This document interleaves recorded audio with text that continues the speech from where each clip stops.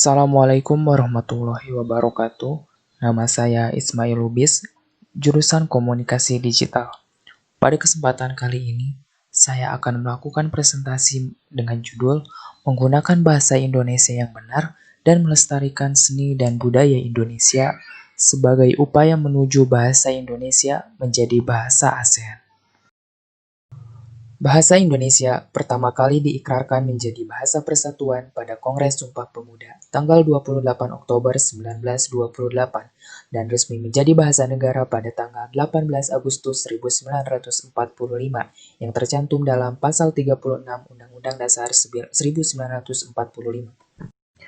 Dikutip dari ayobandung.com, menurut Kepala Balai Bahasa Jawa Barat, Umar Sholihin, sekarang sudah ada 56 negara di dunia yang mempelajari bahasa Indonesia dan ada 222 lembaga bahasa di dunia yang mempelajari bahasa Indonesia baik secara formal di sekolah maupun secara non-formal.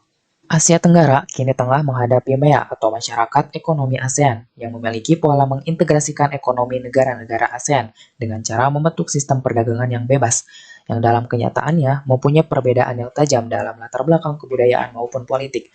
Salah satu solusi yang dapat ditawarkan adalah penetapan bahasa resmi ASEAN. Dengan adanya bahasa resmi ASEAN tentunya akan mempermudah komunikasi antar masyarakat ASEAN dan diharapkan dapat menjadi alat pemersatu bagi komunitas ASEAN. Dan disinilah bahasa Indonesia berpeluang menjadi bahasa pengantar ASEAN.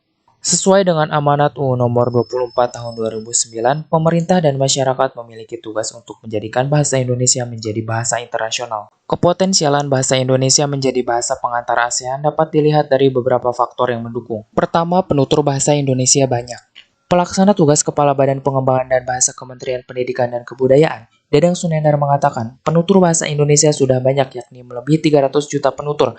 Penutur tersebut tak hanya di Indonesia, tetapi di negara lain dengan dialek yang berbeda.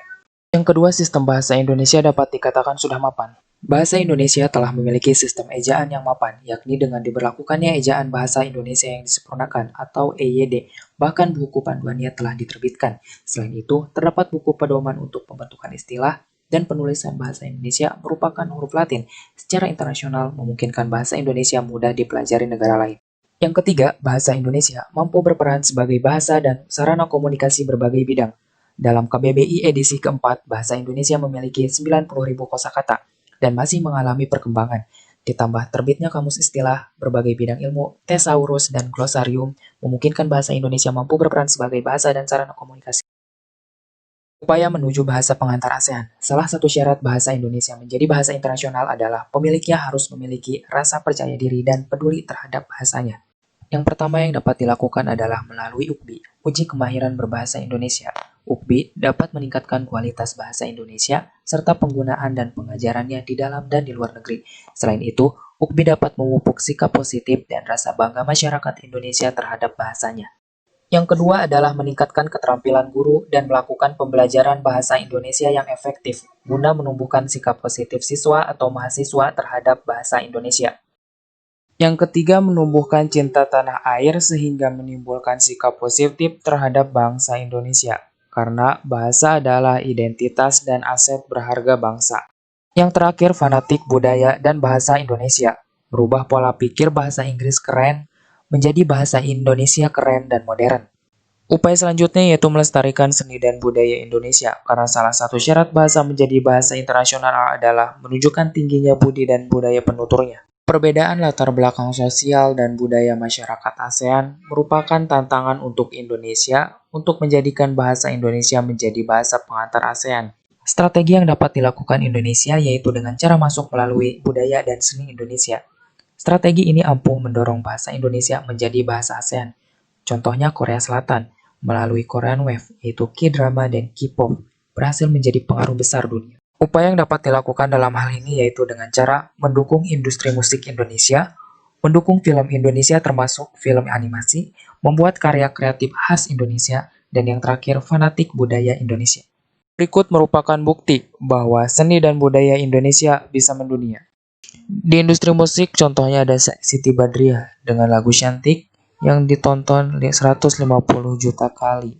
Selanjutnya ada Nisa Sabian dengan sholawatnya dan salam Ya Maulana dan Ya Habibal Qalbi yang menembus 300 juta kali ditonton. Industri film, contohnya ada film Marlina si Pembunuh Empat Babak dan film Dread yang mendapatkan berbagai penghargaan. Contohnya New Zealand International Film Festival, Melbourne Film Festival, dan Toronto International Film Festival.